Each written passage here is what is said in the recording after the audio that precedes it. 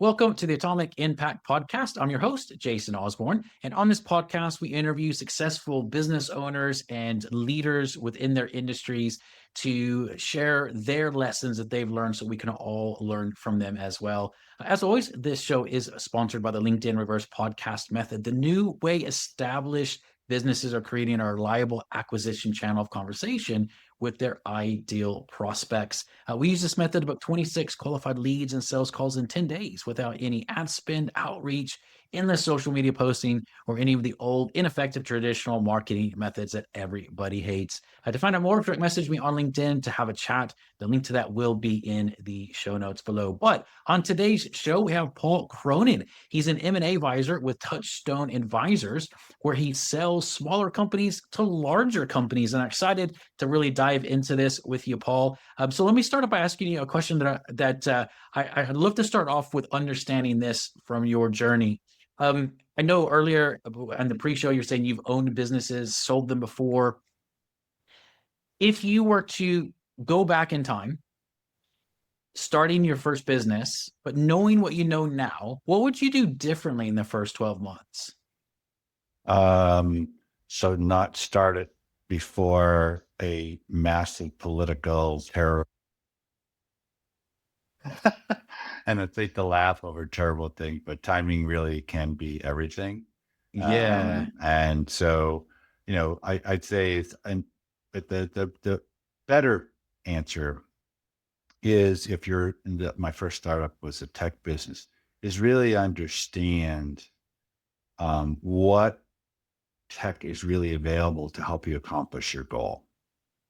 And so the first business, we were building a analytics engine for data analytics engine for the retail space, because I came out of retail manufacturing many, many years, and saw this issue in this 1999, 2000. And so put a team together, built a beta product, got out there. But what we were really developing required something called the cloud.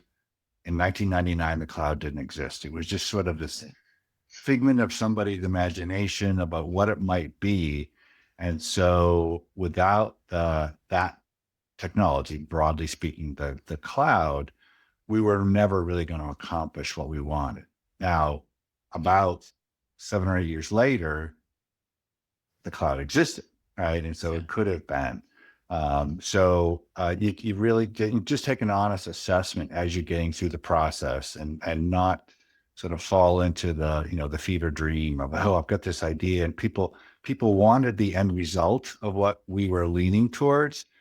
Obviously, the customer had no idea what the technical challenges were within that. But me and the other people involved, we were starting to see them, but like, oh, we'll figure it out. We'll figure it out. So you really just have to be aware of that and be honest with yourself, because, most startups are not going to succeed. Some simply run out of money. Some are just really bad idea, at pets.com firing, puppies out of cannons, the Super Bowl commercial, right? And other times it's like, a great idea, the tech's not ready for it. Yeah. Really, really interesting about understanding that kind of where you fall into the whole market timeline of things, which is really important. One of the things I think is really interesting around the whole M&A side of it, and I'd be curious about your thoughts on this, is oftentimes people will start a business with the idea to exit, but they don't know how to start the business in a way to build it to exit. And so Yeah. what are some tips that you have around that? Because I've heard from many people, it's like, oh, I want to build it. And then they speak to an M&A advisor. It's like, yeah, you've kind of built this thing. There's got a lot of things you need to change before we can exit this properly. So what are some key tips that you found that people can work on? Yeah, I would start with a slight argument, and since I actually think the vast majority of businesses start without any intention of exiting. They start with intention of putting food on the table for their family. Somebody does something, they're good at it, whether they're a marketing person or a tradesperson, doesn't really matter. On Friday, they have a fight with their boss. Over the weekend, they decide they're going to quit. and Monday morning they have to figure out how to feed their family. Right? Yeah. And so they realize, oh, I'm good in marketing, or I'm good, putting whatever solar panels up, and somebody remembers that and hires them. And then what happens is they do a good job, they get referred, and then it's 3 months later, like I have to hire employees. Oh my God, right? And they end up with a job with employees, right? And maybe an SBA loan here in the US, okay, or whatever the case may be. And they never really had the forethought to say, oh, I'm building a business. What does that really mean? What do I really want? And if so, to reverse engineer is it, we get ticked off at bosses. I've had that experience. Okay. But rather than, oh, that's it, I'm just gonna quit and then I'll do what I do before and like get a gig. It's like, think through, what goals do you really want? Yeah. It's like, are you trying to simply put food on the table? That's a valid goal, but that's only one.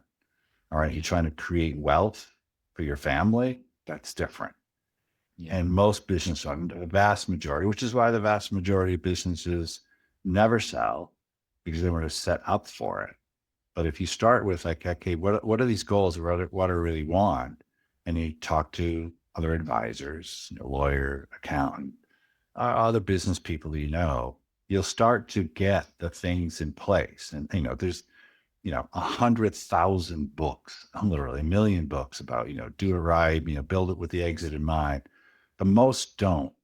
And it's not, it's actually, it's okay. But at a certain point in that journey, after you've actually figured out the bit of the flywheel, right? The leads are coming in, you're able to convert the leads, figure out which ones are good, convert it, sales, marketing, whatever, and finance and invoicing and all those other things, right? It's like, wait a second, how does this actually come together in a way that is a business as opposed to a job with employees? And that, I think, is a question every business owner should be asking themselves. Too often, of course, it's a 5 alarm fire every day. But the Yeah. ones who do ask that question, step back, those are the ones that ultimately they get referred to me by their lawyer and accountant. All right. And I can say, yeah, okay, I see the pieces in place here. This is a sellable asset. Yeah. Yeah. And you may have already answered this question a little bit, but you said you see the pieces of the puzzle are in place. What sort of things are you looking at? So you go, yeah, this looks like a sellable business. Well, somebody besides the owner actually brings in business. All right. Number one, all right, is, do you have a salesperson? Do you have a marketing person, service, something that generates leads, qualifies them for sales, and then some kind of a salesperson, sales function converts the lead into income? Like, if you don't have that, right, if it's really all you, very difficult to sell. Mm, All right. And say smart business owners, like usually one of the first employees they hire, other than, maybe a line employee to do the work, is you hire a salesperson of some kind, marketing, sales, whatever you want to call it. The business development is sort of a newer, yeah. sexier term. Yeah. So start with one, right? And then learn from that. And then you keep modeling that for all the core functions, finance, operations, the shop floor, as the case may be. All right. And then you sort of move up the food chain, and over time, you as the business owner move from someone who's good at, putting up solar panels.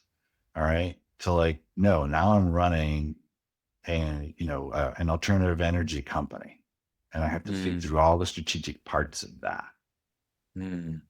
Yeah. Yeah. I think that's a really good point is what I'm hearing you say kind of in between the lines is, does the business run without you? Or if you left, would a business fall apart? Because I think that's the key thing that buyers are looking for is, am I just taking something on that's working, as opposed to, do I have to bring the owner in, or else it would fall apart? Am I hearing that correct? Yeah, so there's an expression called, it's an owner dependent business. And the challenge with stating it that way is a lot of people, well, of course it depends on me. I'm the owner, right? Mm, Okay. but all the core functions, right? And the other way to say this, okay, let's suppose you as the business owner are going to go on a 3-month vacation, not 3 week, not 3 days, 3 months, and you'll have little to no communication. So now imagine that, right? Hold that picture in your head. As you come to the end of your journey, all right, your 3 month, and you come back, where is your business? All right, on a scale of 1 to 10. 10 being it's doing great, it's self-sustaining. In fact, probably running better without me. Okay. Or 1, a smoldering pile of ash. Okay. Somewhere in that spectrum, every business owner will land. Okay. The closer you are to 1, the more problems you're going to have. The closer you are to 10, the more likely you can call me and I can help you find a buyer. Yeah, I love that analogy. That's really good. That's really good. Um, One of the things I always love to ask on this will go back to your ownership days. I always like to talk about challenges in businesses because we all have them, and it can feel very isolating. And oh my gosh, I'm the only one that's ever dealt with this. When really, it happens a million times. Um, so I like to talk about it and normalize it so we all know. Look, we're all into this together as owners. What's the number one challenge that you faced in business? Could be in any area. You kind of mentioned about starting something, but once you started and you're up and running and stuff, what's the number one thing that you've faced as a challenge? What's the lesson that you learned from that? Oh my goodness. Of all the problems I've chased, number one, that is, it depends on it. I think what I learned, all right, and now hopefully what I try to impart is we live on a terminal planet. All of us are going to exit. And the idea that at your business you start, it has to somehow continue, or can't continue without you is foolish. And for that matter, that if you hire me to sell your business, that, my legacy will continue. All right. And if you don't believe me, go compare who are the members of the Dow Jones Industrial Complex in the United States today, right? The 30 companies. Compare that to 1926. Mm, It's a very different group of people, company. yeah. Nothing is eternal. Your legacy is never going to be your business. I mean, some people will. Okay, I guess maybe Ford can do something different, right? But overwhelmingly, Joe's Yeah. window washing, that's not the legacy. The legacy and the meaning, let's get to it. Legacy is about the meaning of your life, right? The meaning of your life is how your life is meaningful to people you care about. Mm, yeah. Yeah. I love that. Really, really powerful. Well, let's say over the next 2 to 3 years of where you are, what are your goals? What would you like to achieve with the work that you're doing? My goal is every year to try to help a few business owners accomplish their goals. And I ask them to take a very simple question, write it down on a sheet of paper, feel free to steal it. And the question is, what goals can I accomplish by selling my business? And there's 3 sets. So I would say, write the question down, write 3 columns. First column is personal goals. Second column, business goals. Third column, financial goals. Everybody jumps right to the third column. I stopped them. I said, I'll help you with that one. Let's talk about the other 2. If you can establish what your personal goals are, a personal goal might be, for example, my sales manager, she's amazing. She's my first hire. She, quite frankly, has really helped me build this business. I want her taken care of somehow in the sale of this business financially. And I'd like her to continue employment if she wants to with the buyer. That's a personal goal. It's not really a business goal, not a financial goal, but it's personal. Mm, A business goal could be, I've spent 2 years developing this product. We're just about to launch it. All right. I've actually hold off on going to market because I was afraid the buyer wouldn't launch it. But now, for all the other reasons, it makes sense to me to sell the company. But I really want the buyer to bring this product to market. Okay, it's a business goal. You could probably say it's a little bit of an ego personal goal too, but that's okay. All right. And then of course it's the financial goals. I want the business to have, this kind of value, sell for this value. And then I say, okay, if you could get, let's say, use the number 10 million. If you could get $10 million, if I can get $10 million for your business, what would that mean to you? And what happens is that personal goal then transforms into a personal goal, a series of personal goals, right? And the last thing I'll say is nobody gets everything, right? If you focus on one goal, typically a financial goal, a lot of business owners focus on, all right? And they don't get the 10 million, all right? They get 6 or 7 million. What happens? Oh, I failed. I didn't achieve my goal. However, if you got that sales manager contract, by the way, maybe a nice stay bonus, okay? That's another goal you've accomplished. If the buyer does in fact approve that product line launch, okay, that's another goal. So you succeeded. Yeah. Nobody gets everything. Yeah. Yeah. I love that. It's a really powerful way to look at it. Well, Paul, for people that are looking to get in touch with you and obviously listening to this, they can hear your experience around that. And they're like, I need to talk to Paul about my business and exiting. What's the best way for people to get in contact with you? Yeah, send me an email, pcronin@touchstoneadvisors.com. And you can visit our website, touchstoneadvisors.com. We're based here in the New England area, specifically Connecticut. I happen to live in Massachusetts, a little north of there.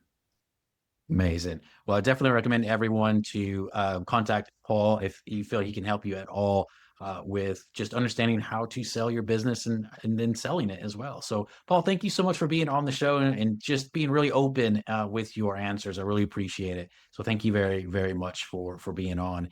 And as a reminder to everyone listening, this show is sponsored by the LinkedIn Reverse Podcast Method, the new way established businesses are creating a reliable acquisition channel of conversations with their ideal prospects that doesn't rely on any of the old, ineffective traditional marketing methods that everybody hates. To find out more, direct message me on LinkedIn and have a chat. The link to that will be in the show notes below. And until next episode, stay inspired.